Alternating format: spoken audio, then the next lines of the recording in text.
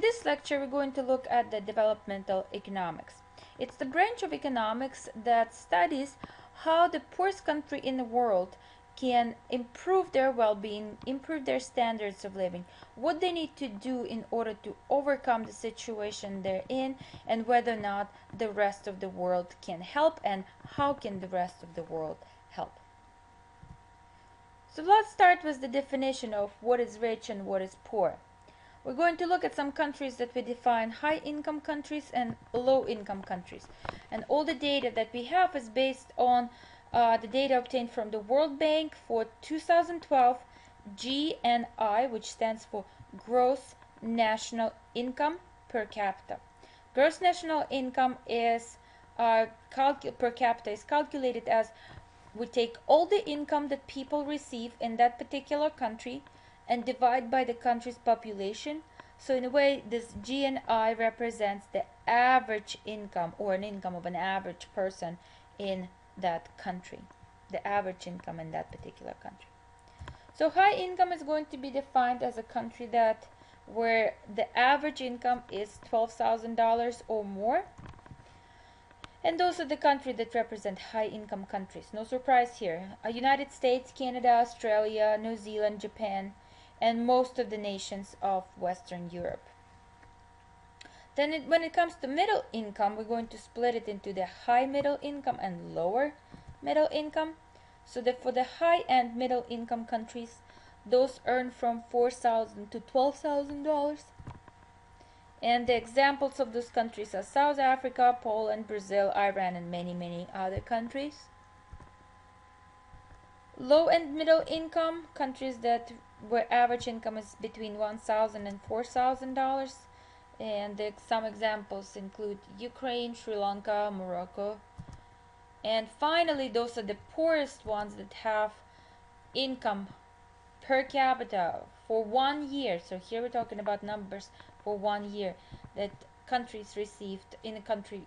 An average income is $1,000 or less, and those countries are represented by Nepal, Niger, Haiti, Chad, and many other countries.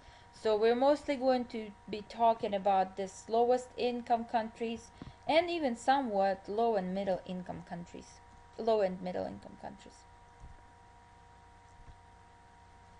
So various nations have demonstrated considerable differences in their ability to improve circumstances over time. For example, China, Malaysia, Chile, and Thailand used to be extremely poor nations, and they're actually improving right now. So they are getting out of the poverty trap. They're actually starting producing, and the residents of those countries are actually seeing improvements in the standard of living. Some of the former very poor nations, so those developing nations that we call, have achieved very much advanced status, and those countries are Singapore, Greece, and Hong Kong. Those countries used to be very poor, and now they're doing pretty good. But of course, the number of developing countries, and once again, those developing countries are those that we're talking about, those that are still pretty poor countries with the very low average income. They have recently been experienced declining per capita GDP, and those represented by sub-Saharan Africa. So not every country that's poor country necessarily will stay in that position, but some countries still don't have the ability to get out of that poverty trap. So what do they need to do in order to be able to move up? We discussed this a little bit when we talked about GDP per capita. We talked about productivity, and we said that pretty much productivity is going to define economic growth and how the country is going to be able to develop in the future. So let's review a little bit those things that allow countries to start growing, to start experiencing higher economic growth. Establishing and implementing the rule of law. We said that it's very important to enforce certain laws and certain rights in the country in order for it to be able to develop. Right? So especially the property laws, especially the property rights, if they're not well established, it's going to be very difficult for countries to become successful. Countries that build in on human capital, right, investing in knowledge, right? Making sure that the residents receive an education also have great potential to eventually move up and eventually become get out of the poverty trap. For many countries, it comes to solving health issues. So many countries don't have basic needs covered in a way that people are still dying from diseases that the rest of the world seem not to care no more. That's very important for the poor countries. So they can't really start developing unless they actually solve the basic needs of the residents. Making peace with neighbors. So we see that a lot of countries are stuck in their poverty and stuck in poverty and stuck in the very low standards of living due to the constant wars with either within the country or with some neighboring countries. Encouraging foreign direct investment. So here we're talking about a situation where the countries on their own are not able to invest any kind of money into neither human nor physical capital. And the reason for it is that when people are so poor that they don't have enough money to cover their basic needs such as food, clean water, they don't have access to any kind of health care, we can't really expect them to start saving and investing.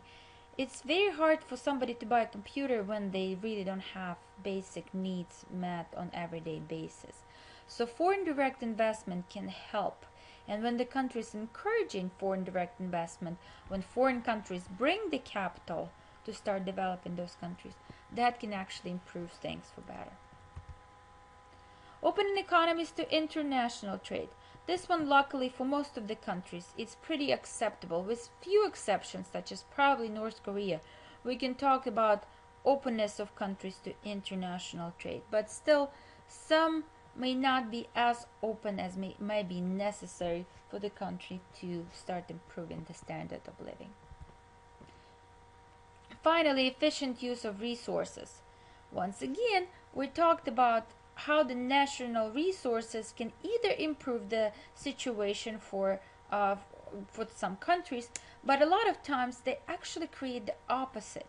So some countries that are naturally rich in those natural resources, there's a lot of fights, there's a lot of wars going on over the rights to use those resources. So as a result, those resources are being developed and turned into money that's used to fight the war, instead of actually turn that into money to use for the investment into the human and physical capital.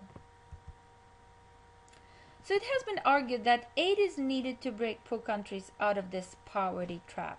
So not all the countries will have the ability on their own to implement any of this or most of this in order to improve their standards of living. So many argue that other countries have abilities to help. So the reasons for which they're not able to have implementation of any of these things that help development is that developed nations often lack the minimum amount of capital. Infrastructures, there's no infrastructure, people are not very much educated, the government could be corrupt, right? So public administration is no good. So to support modern economic activities, so simply they don't have enough knowledge and they don't have enough infrastructure in order to start developing. And the key to breaking this poverty trap is investment in physical and human capital. And once again, when people can't afford to cover their basic needs, when people don't have access to food, clean water, so we can't really expect them to start saving and then sending their kids to colleges, buying computers and buying tractors and all those other things. So that's the reason why so many countries are stuck in this poverty trap, and without outside help they may never see anything better happening to them. So let's talk a little bit more about how we can actually help. Let's talk about foreign aid. We'll start with public loans and grants. Foreign capital can play a crucial role in breaking emerging countries' cycle of poverty. They can do that by supplementing its savings and investment.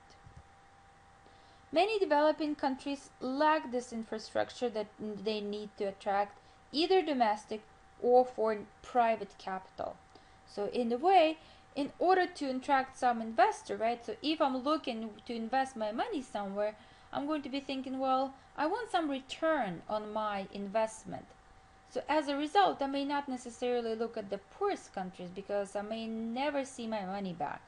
So private investor may not necessarily be attracted to help out the developing nation to, even with the purpose of making profit, private companies may not necessarily see that transaction as profitable.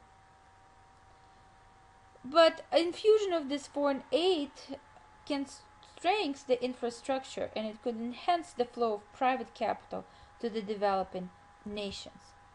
So what we can do is actually create the